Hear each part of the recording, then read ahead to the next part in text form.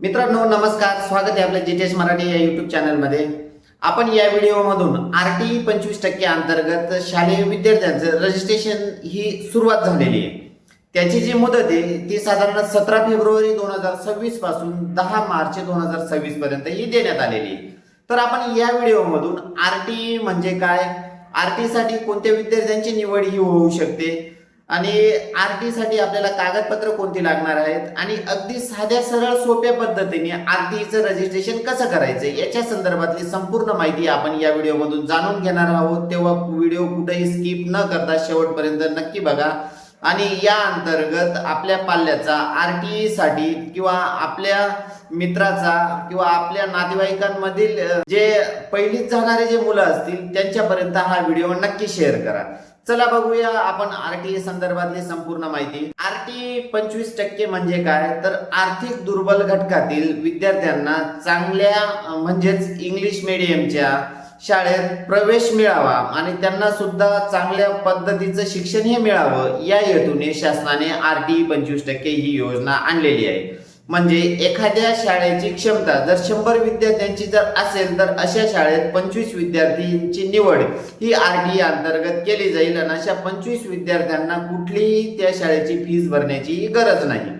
म्हणजे त्यांचा पूर्ण खर्च हा शासन उचलणार आहे, मोफत शिक्षण हे त्या अंतर्गत मिळणार आहे। त्यात ते शिक्षण जे तर त्या शाळेचं रजिस्ट्रेशन शासनाकडे कितवी पर्यंत आहे याच्यावरती अवलंबून आहे। तर काही शाळांचं रजिस्ट्रेशन हे 4थी पर्यंत म्हणजेच अशा विद्यार्थ्यांना 4थी पर्यंत मोफत शिक्षण मिळणार आहे।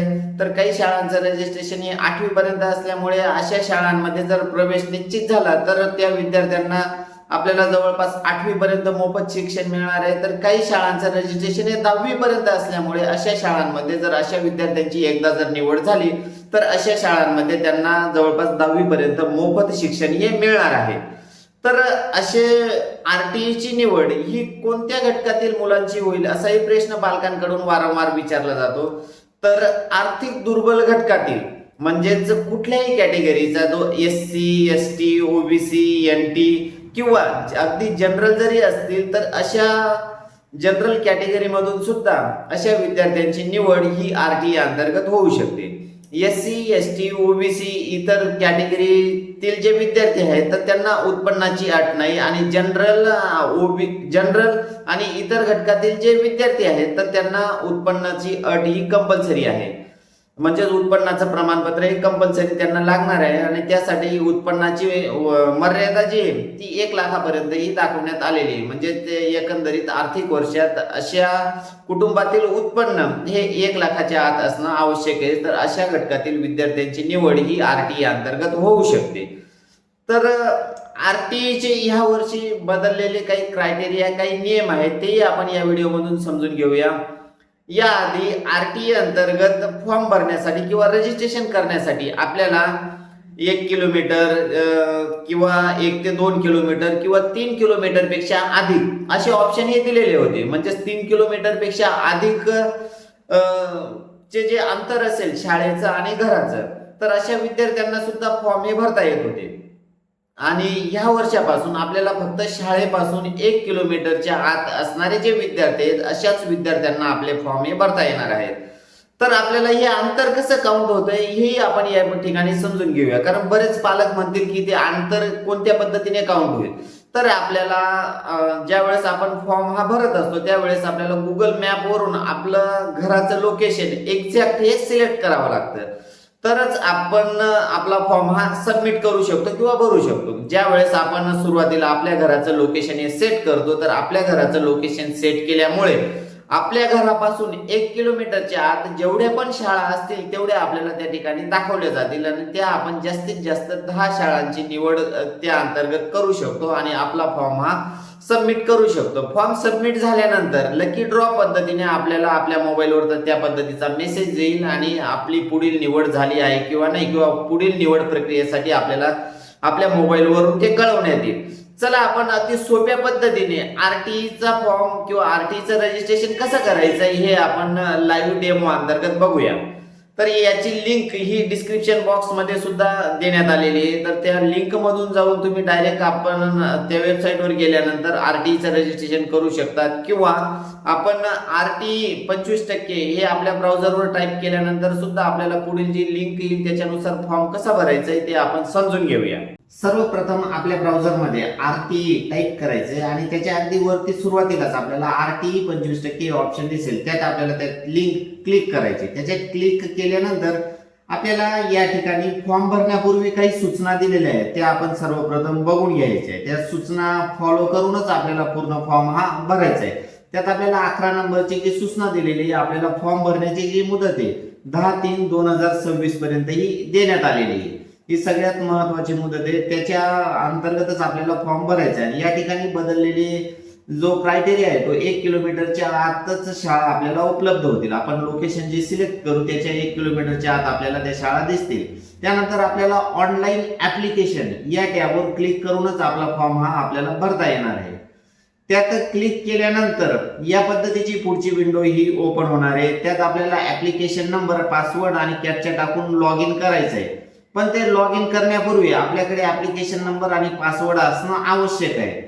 त्यासाठी आपल्याला न्यू रजिस्ट्रेशन या टॅबवर क्लिक करावं लागेल. न्यू रजिस्ट्रेशन टॅबवर क्लिक केल्यानंतर आपल्याला ही माहिती पूर्ण भरायची. त्यात सर्वप्रथम आपण आपला जो जिल्हा असेल तो निवडायचा आहे. त्यानंतर आपलं लास्ट नेम, त्यानंतर आपलं फर्स्ट नेम त्या ठिकाणी टाकायचं आहे विद्यार्थ्याचं, आणि त्यानंतर मिडल नेम. मिडल नेम टाकल्यानंतर आपल्याला मुलाची जन्मतारीख अगदी अचूक टाकायची, जी जन्म दाखल्यावर दिलेली ती किंवा आधार कार्डवर दिलेली ती. त्यानंतर कॅप्चा टाकून आपला मोबाईल नंबर त्या ठिकाणी अचूक भरायचा आहे. मोबाईल नंबर या ठिकाणी खूप महत्वाचा आहे, कारण जो ऍप्लिकेशन नंबर आणि पासवर्ड तो आपल्या मोबाईलवर हा या ठिकाणी येणार आहे, तरच आपल्याला पुढील फॉर्म हा भरता येणार आहे. आणि यात आपला चाइल्ड डिसेबिलिटी काही अपंगत्व असेल तर आपण येस टॅबवर क्लिक करून त्यात आपल्याला त्या ठिकाणाहून आपण तो फॉर्म हा भरू शकतो. पूर्ण माहिती भरल्यानंतर आपल्याला रजिस्टर या टॅबवर क्लिक करायचं. रजिस्टर टॅबवर क्लिक केल्यानंतर एक ऍप्लिकेशन नंबर जनरेट होईल आणि आपल्या मोबाईलवर एक पासवर्ड आलेला असेल. तो ऍप्लिकेशन नंबर आणि पासवर्ड आपल्याला तो टाकून आपल्याला लॉग इन करायचे.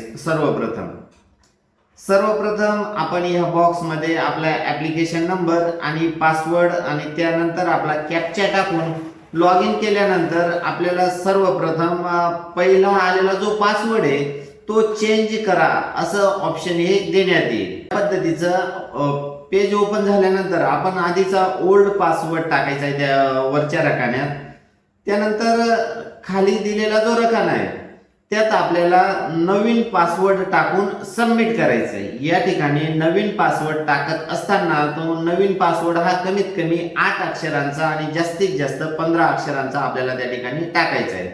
आणि नवीन पासवर्ड मध्ये कमीत कमी एक नंबरची संख्या असली पाहिजे, एक लोअर केस कॅरेक्टर म्हणजे अल्फाबेट असलं पाहिजे, किंवा एक स्पेशल अल्फाबेट त्या ठिकाणी आपल्याला असलं पाहिजे, आणि एक अप्पर केस कॅरेक्टर असलेलं पाहिजे. असा मिक्स पासवर्ड आपल्याला या ठिकाणी बनवून सबमिट करायचा आहे. सबमिट केल्यानंतर पासवर्ड अपडेट सक्सेसफुली असा मेसेज येईल स्क्रीनवर. त्यानंतर त्याला ओके करायचं आहे.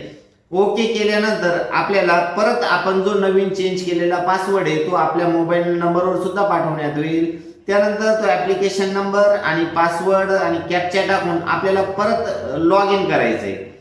ज्या वेळेस आपण परत लॉग इन करू तर आपण सर्वप्रथम भरलेली माहिती आपल्याला पुढील विंडोमध्ये ही दाखवण्यात येईल. या पद्धतीची पुढील विंडो ही ओपन होईल. त्यात आपलं फर्स्ट नेम, लास्ट नेम आणि मिडल नेम सर्व माहिती दिसेल. त्यात आपल्याला आईचं नाव जर उपलब्ध असेल तर ते ठिकाणी टाकायचंय. आई जर नसेल तर आपल्याला नॉट नोन असं म्हणून त्या ठिकाणी फिलअप करायचंय. त्यानंतर फादर्स नेम आपल्याला त्या ठिकाणी पूर्ण टाकायचंय. फादर्स नेम टाकल्यानंतर आपल्याला पुढे चाइल्ड डेट ऑफ बर्थ ती दिसेल. त्यात आपण सुरुवातीला रजिस्ट्रेशन करताना टाकलेली असल्यामुळे ती त्या ठिकाणी ऑटो येईल. त्यानंतर पुढे आपल्याला चाइल्डचं जेंडर सिलेक्ट करायचंय, मेल फिमेल. त्या पुढचा कॉलम आपल्याला डेट ऑफ बर्थ टाकलेली असल्यामुळे आपल्या वय त्या ठिकाणी ऑटोमॅटिक काउंट होणार असेल. ते वय 31/12/2026 रोजी जे वय येईल ते त्या ठिकाणी दिसेल आपल्याला. त्यानंतर पॅरेंट स्टेटस टाकायचंय, जनरल, विडो, डिवॉर्स वगैरे, सिंगल पॅरेंट या ठिकाणी आपण जनरल सिलेक्ट करतोय. त्यानंतर आपल्या जो ऍड्रेस असेल तो पूर्णपणे फिलअप करून घ्यायचा आहे. ऍड्रेस मध्ये सुरुवातीला आपला डिस्ट्रिक्ट ऑटोमॅटिक आपण पहिल्यांदा फिलअप केल्यामुळे तो येईल. त्यानंतर आपल्याला तालुका सिलेक्ट करायचा आहे. त्यानंतर आपलं विलेज, तालुका आणि विलेज सिलेक्ट केल्यानंतर पूर्ण पत्ता हा त्या ठिकाणी भरून घ्यायचा आहे. पूर्ण पत्ता भरल्यानंतर आपल्याला खाली पण एक ऑप्शन दाखवलेले आहे, यापूर्वी आरटी अंतर्गत प्रवेश घेतला आहे का, असेल तर येस म्हणायचं, नसेल तर नो म्हणून आपल्याला या ठिकाणी सेव्ह करायचे. यात लॅटिट्यूड लॉंगिट्यूड हे टॅब दाखवण्यात आलेले, पण ते आपल्याला केव्हा ऑटो फिलअप करायचे. ते ऑटो फिलअप करण्यासाठी पहिल्यांदा आपल्याला सेव्ह करावं लागेल. सेव्ह केल्यानंतर child detail save successfully message येईल. त्यानंतर सेव्ह एडिट गुगल ऍड्रेस असं एक सिम्बॉल लॅटिट्यूड लॉंगिट्यूडच्या पुढे दाखवण्यात आलेलं असेल, त्यात आपल्याला क्लिक करायची.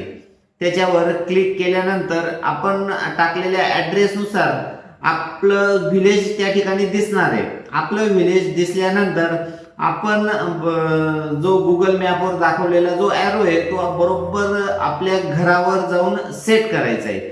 घरावर जाऊन सेट केल्यानंतर आपल्याला सेव्ह अँड अपडेट या टॅबवर आपल्याला क्लिक करायची आहे. सेव्ह अँड अपडेट टॅबवर क्लिक केल्यानंतर या पद्धतीचा मेसेज येईल, त्यात ओके करायचंय. त्यात आपल्याला लॅटिट्यूड लॉंगिट्यूड फिलअप होईल आणि परत एकदा आपल्याला सेव्ह करायचंय.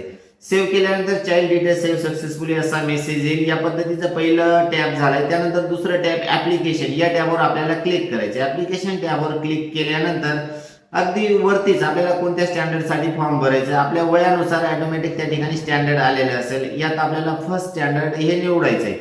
आपलं पाल्याचं वय जर 5 वर्षाच्या आत राहिलं असतं तर त्यात सिनियर केजी ज्युनियर केजी दाखवलेलं राहिलं असतं. त्यानंतर रिलिजन आपल्याला सिलेक्ट करायचंय. रिलिजन सिलेक्ट केल्यानंतर आपल्याला कॅटेगरी या ठिकाणाहून निवडायची. ज्यावेळेस आपण कॅटेगरी निवडू, आपण वेगळ्या कॅटेगरीमधून जर घेतलं तर आपल्याला कास्ट सर्टिफिकेट मॅन्डेटरी हे दाखवण्यात येईल. आणि जनरल जर म्हटलं आपण तर जनरलला कास्ट सर्टिफिकेट अपलोड करायची गरज नाही किंवा ते ऑप्शन सुद्धा आपल्याला त्या ठिकाणी येणार नाही. या ठिकाणी आपण जनरल घेतोय. त्यानंतर आपलं पाल्य हे दिव्यांग अपंगत्व असेल तर येस म्हणायचं, नसेल तर नो. ऑटो सिलेक्ट असेल, HIV अफेक्टेड असेल तर येस, नसेल तर नो. त्यानंतर पाल्याचा आधार नंबर येस म्हणून आपल्याला त्या ठिकाणी आधार नंबर टाकायचा आहे. आधार नंबर टाकल्यानंतर पुढील रकाना हा अॅन्युअल इन्कमचा आहे. अॅन्युअल इन्कम आपल्याला या ठिकाणी फिलअप करायचं आहे. जे पण असेल ते अॅन्युअल इन्कम या ठिकाणी टाकायचं आहे. पण यात आपल्याला 1 लाखाची मर्यादा ही दिलेली असल्यामुळे आपण जास्तीत जास्त 1 लाखापर्यंत जर टाकलं आणि त्या संदर्भात आपल्याला तो पुरावा म्हणजे इन्कम सर्टिफिकेट सुद्धा लागणार आहे. यात आपल्याला pan card ID, parents email ID असेल तर आपल्याला या ठिकाणी टाकायचं आहे, नसेल तर नाही टाकला तरी चालेल, ते ऑप्शनल दिलेले आहे. त्यानंतर आपल्याला ऍड्रेस प्रूफ आहे का तो लागणारच आहे, त्याच्यामुळे आपल्याला येस या ठिकाणी म्हणावं लागेल. त्यानंतर बर्थ सर्टिफिकेटला येस म्हणावं लागेल. त्यानंतर हँडिकॅप प्रूफ म्हणजे आपण जर डिसॅबिलिटी मधून फॉर्म भरत असू तर आपल्याला त्या ठिकाणी येस म्हणून ते सर्टिफिकेट जोडावं लागेल. आणि इन्कम सर्टिफिकेटला आपल्याला म्हणजे ते ऑप्शन येस म्हणावं लागेल. त्यानंतर सेव्ह या टॅबवर क्लिक करून ऍप्लिकेशन डिटेल सेव्ह सक्सेसफुली असा मेसेज येईल. त्याला ओके करून आपला पुढचा टॅब हे कम्प्लीट करायचं आहे. यात आपण डॉक्युमेंट या ऑप्शनवर आलो. या ठिकाणी आपल्याला पॅरेंट्सचं आधार कार्ड अपलोड करायचं आहे. त्यानंतर इन्कम सर्टिफिकेट अपलोड करायचं आहे आणि ऍड्रेस प्रूफ आपल्याला या ठिकाणी अपलोड करायचं आहे. ऍड्रेस प्रूफसाठी आपल्याला सूचनांमध्ये दिलेले कोणते ऍड्रेस प्रूफ हे ग्राह्य धरले जातील हे आपण एकदा स्कॅन करून ठेवायचे. स्कॅन करून ठेवल्यानंतर आपण हे 3 ऑप्शन निवडून अपलोड करू शकतो. त्या ठिकाणी आपल्याला क्लिक और ड्रॅग ऑप्शनवर क्लिक करायचे. आपण ज्या ठिकाणी आपलं डॉक्युमेंट ठेवलेले त्या फोल्डर मधून ते आपल्याला निवडायचे आहे. ते निवडल्यानंतर ते सिलेक्शन करून ओपन म्हणायचंय आपल्याला. ती ऑटोमॅटिक त्या टॅबवर येतील. हे झालं पॅरेंट्स आधार, त्यानंतर इन्कम सर्टिफिकेट, त्यानंतर ऍड्रेस प्रूफ. ही 3 ऑप्शन निवडल्यानंतर आपल्याला अपलोड डॉक्युमेंट या टॅबवर क्लिक करायचं आहे. अपलोड डॉक्युमेंट टॅबवर क्लिक केल्यानंतर या पद्धतीने आपली अपलोड सक्सेसफुली असा मेसेज येईल. आणि खाली स्क्रोल केल्यानंतर आपल्याला हे 3 डॉक्युमेंट त्या ठिकाणी डाउनलोड करून चेक करू शकतो आपण बरोबर जोडली आहेत किंवा नाही. हे झाल्यानंतर आपण पुढील सगळ्यात महत्त्वाचा ऑप्शन म्हणजे स्कूल सिलेक्शन. आपण जर आपल्या घराचं लोकेशनच्या अंतर्गत शाळा असतील तर ते आपल्याला दाखवेल, नसतील तर आपल्याला त्या ठिकाणी शाळा या दाखवणार नाहीत. विदिन 1 किलोमीटर या टॅबवर आपल्याला या ठिकाणी क्लिक करायचे. त्याच्यावर क्लिक केल्यानंतर आपल्याला 1 किलोमीटरच्या आत जेवढ्या पण शाळा असतील त्या ठिकाणी आपल्याला या दाखवल्या जातील. यात आपल्याला एक शाळा दाखवलेली, मग त्या शाळेचं त्या ठिकाणी नाव येईल, कोणत्या बोर्डाची ते येईल, त्यानंतर मीडियम, एंट्री लेवल कोणती आहे, मॅक्झिमम कितवी पर्यंत त्या शाळेचं रजिस्ट्रेशन आहे, म्हणजे 4थी पर्यंत असेल, 8वी पर्यंत किंवा 10वी पर्यंत, डेट ऑफ मिनिमम एज असेल, त्यानंतर टोटल जागा किती आणि आपल्या घरापासून अंतर किती हे माहिती दाखवलेली असेल. त्यानंतर ते शाळा सिलेक्ट करून आपल्याला सेव्ह करायचे. सेव्ह केल्यानंतर आपल्याला फॉर्म सबमिशन या टॅबवर क्लिक करायची. फॉर्म सबमिशन टॅबवर क्लिक केल्यानंतर आपण आतापर्यंत जेवढी पण माहिती भरली ती संपूर्ण माहिती आपल्याला या ठिकाणी दाखवणार आहे. ती माहिती आपल्याला काळजीपूर्वक चेक करून घ्यायची. त्यानंतर खाली दिलेली जी ग्रीन कलर मधली सूचना आहे ती आपल्याला त्या ठिकाणी वाचून त्याच्यात चेक मार्क लावल्यानंतर आपल्याला फॉर्म सबमिट करायचा. याच्यात जर काही माहिती चुकलेली असेल तर आपण डिलीट ऍप्लिकेशन फॉर्म मधून आपला फॉर्म हा डिलीट करू शकतो. त्यानंतर आपल्याला या चेक बॉक्सवर क्लिक केल्यानंतर फॉर्म सबमिशन हे ऑप्शन त्या ठिकाणी जनरेट होणार आहे. त्या ऑप्शनवर क्लिक केल्यानंतर आपण फॉर्म हा सबमिट करू शकतो. या पद्धतीचं कन्फर्म आणि सबमिट टॅब जनरेट झाल्यानंतर त्या ठिकाणी आपल्याला त्याच्यावर हे क्लिक करता येईल. पण त्याआधी आपल्याला पूर्ण सूचना या काळजीपूर्वक किंवा पूर्ण माहिती व्यवस्थित वाचून घ्यायची, कारण एकदा का फॉर्म भरला गेला, सबमिट झाला, तर आपल्याला तो फॉर्म डिलीट करता येणार नाही किंवा डुप्लिकेट भरता येणार नाही. ही माहिती आपली जर अचूक असेल तर ठीक, नसेल काही चुकलं असेल तर डिलीट ऍप्लिकेशन वरती हे टॅब दाखवण्यात आलेले आहे. त्यात आपल्याला ती माहिती डिलीट करून नवीन फॉर्म हा भरता येणार आहे. आपली माहिती जर पूर्णपणे जर अचूक असेल तर आपण या पद्धतीने आपण कन्फर्म अँड सबमिट या टॅबवर क्लिक करून आपला फॉर्म हा सबमिट करू शकतो. यात हा हे शेवटचं टॅब आहे. त्यानंतर ऍडमिट कार्ड हे त्यानंतरचं ऑप्शन असेल. त्यानंतर ग्रीव्हन्सेस आणि लॉगआउट हे टॅब दिलेले. ज्यावेळेस आपल्या पाल्याचा नंबर लागेल त्यावेळेस ऍडमिट कार्ड मधून आपण आपलं ऍडमिट कार्ड डाउनलोड करू शकतो. आपण आता यात कन्फर्म अँड सबमिट बटनावर क्लिक केल्यानंतर यात आपल्याला विचारलं जाईल, are you sure to confirm the application. Okay बटनावर क्लिक केल्यानंतर या पद्धतीने आपण अगदी सोप्या पद्धतीने घर बसला आपण आरटीचं रजिस्ट्रेशन हे करू शकतो किंवा आपल्या पाल्याचा फॉर्म हा आरटी साठी भरू शकतो. तर मित्रांनो, तुम्हाला ही माहिती कशी वाटली तर नक्की कमेंटमध्ये कळवा. तुम्हाला जर फॉर्म भरताना काही अडचणी येत असतील तर कमेंटमध्ये नक्की विचारा. आपण त्या सर्व प्रकारचं सॉल्युशन काढण्याचा हा प्रयत्न करू आणि इतरही आपल्या मित्रांपर्यंत हा व्हिडिओ शेअर नक्की करा. चला भेटूया पुढील नवीन व्हिडिओमध्ये नवीन माहितीसह. धन्यवाद.